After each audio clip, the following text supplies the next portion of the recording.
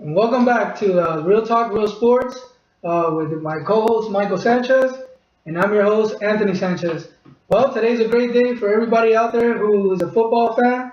We basically got two of the best teams playing in the NFL today, in the Seahawks with the number one defense, and we got the Broncos with the number one offense. That's right. Told you last week, man. Seattle's definitely going to take it today. That defense is so impressive. If you remember, we were talking about those number one seeds. Last time we had a number one seed was the 2009 Saints versus the Colts. What happened that game? The better defense won. Saints had a great defense. Peyton Manning had an amazing offense. Couldn't pull it off. Lost by about 2 touchdowns, but I believe it was 31-17. Great game for the Saints. Well, this is one of those days that everybody who's a sports fan loves. Today it should be a major holiday for everybody who loves football. Today is Super Bowl Sunday. You know, You're right, man. This game is going to be amazing. The weather is actually panning out for us. They say it's going to be, right now, 41 degrees. The lows are going to drop to 33. I mean, our weather here is still 80 degrees. I know Peyton Manning would love to be playing in Miami right now. But unfortunately, he's going to be playing under the cold weather of New York. And it's not too bad compared to Colorado. I'm pretty sure he's happy he's in New York right now. Well, let's say hopefully I'm glad everything has turned out with the weather. It gives both teams a chance to show their true sides. Seattle's gonna have a chance to line up and man up with those receivers with no interruptions with the weather. And Peyton Manning's gonna be able to get that ball and be able to sling it around a little bit with no snow, no too much wind. So hopefully we got two teams that are gonna be able to show exactly what they have today. Peyton Manning really try to challenge Richard Sherman, because that will be the talk of the week. If you can see Richard Sherman go ahead and take an interception from Peyton Manning, or will Peyton Manning go ahead and throw a touchdown over Richard Sherman? This is going to be one of the greatest challenges ever, because it's not only Richard Sherman versus Demaryius Thomas. You got Richard Sherman versus Peyton Manning.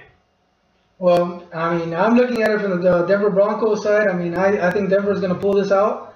I think it's going to be a tough game. It's going to be a game that both teams are going to be going at it. I think the defense of the Seahawks needs to show up, but I think the Broncos just have that little extra. Of course, you got the Hall of Famer, well, the future Hall of Famer in Peyton Manning. With no doubt about that, he's going to go down as one of the best. And if he locks up this Super Bowl today, I definitely think he should go down as one of the best in this game that has ever played. I mean, no doubt about it. I think he gets his second Super Bowl. I think the doubters should definitely be silenced a little bit more. I don't think he has anything else left to prove. I mean, you say that the man needs to win a championship. He has one, but that's not good enough for everybody. So I think it's time that Peyton Manning puts a stop to all this, and I think this is the night he does it. What better than in his brother's home place of New York? Hey, Eli's been helping him out, giving him a little tips, giving him where the swirls are on the field, helping him out however he can as a brother. Yeah, so I mean, looking at both teams, I mean, what do you think is the strength that Seattle's going to bring to the table? Oh, I mean, Seattle's defense, that front four, it's so amazing to be able to just play a base defense. Makes it easy when you have great talent as, Cam Chancellor, you have Earl Thomas, you have Richard Sherman who can lock people down one-on-one. Then on their front four, you have Red Bryant, Cliff Averill, also Chris Clemens. Pass rush is going to be a big importance in this game. If they can put the pressure on Peyton Manning and force him to throw the ball with under 2 seconds, because he's used to throwing the ball within 3-4 seconds. That line has been giving him protection, but I don't think they're used to coming up against defense like this. Well, no, it's gonna be real tough for the Broncos to go ahead and take on a defense like Seattle's. They don't call them the Legion of Boom for no reason. But I think the Broncos are definitely up to it with that offensive line that they have. They definitely know what's at stake here, keeping Peyton Manning upright. They know that without giving him time, this team is not going to have any success. I think the running game is going to be a big thing that lands on the Broncos side. If they can get Noshan Moreno running the football, even if it's plugging away 3-4 yards a carry, that would be a blessing for the Broncos. That's something that I don't even think Seattle is counting on Denver doing, which is running the football. The focusing right now is on Demaryius Thomas, Julius Thomas, Wes Welker. Am I missing anybody that you can think of?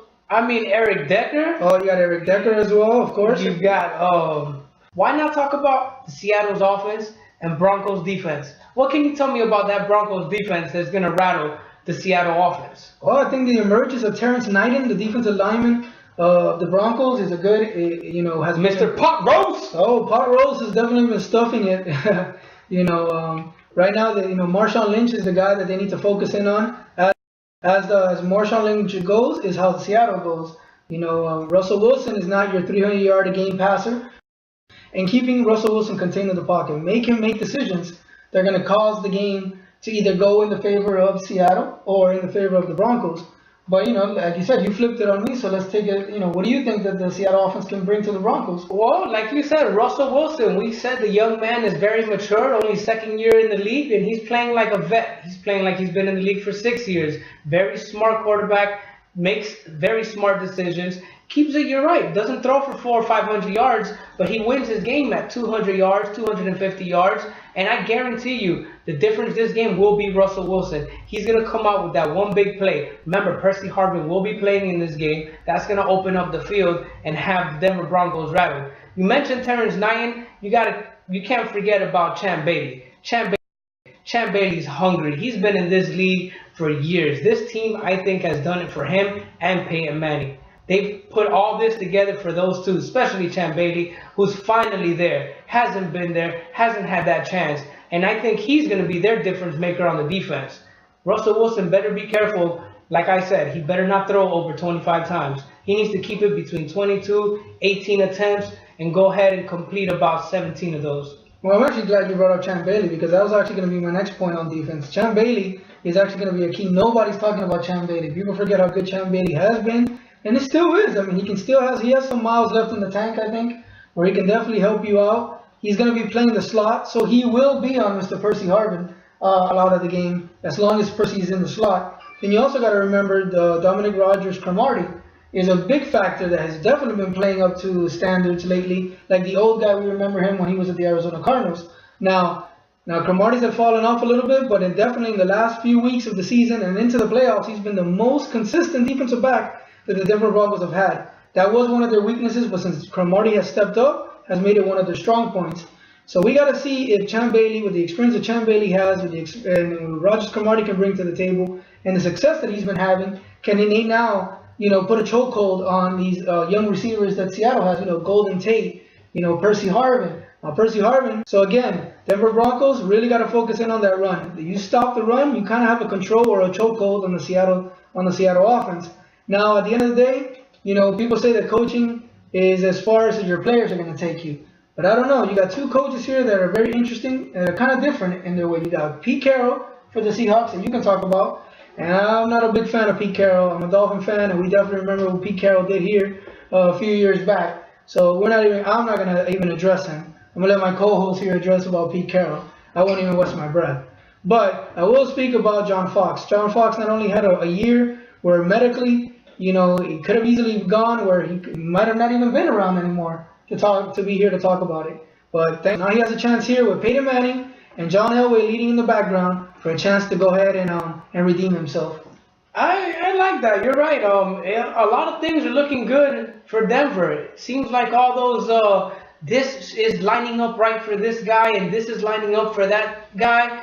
Normally, that doesn't pan out too well when you're trying to hope and wish and want for this guy and that guy, because Seattle is a team that's coming up head full of steam. They are playing very hot. They were very close last year, and I think the hungrier team takes it home. And right now, you have the whole team hungry, young, just wanting that Super Bowl. They want to get paid the big bucks. All those guys are still on their rookie contracts, most of them. After this Super Bowl, you'll see those contract extensions going up. Well, so basically we're tugging back and forth. It's almost time for game time. We're about to kick it off soon, and soon we're going to get everything out the way. No more excuses, no more if he's going to be the man, if he's not going to be the man. Does Seattle have the defense? Do they not have the defense?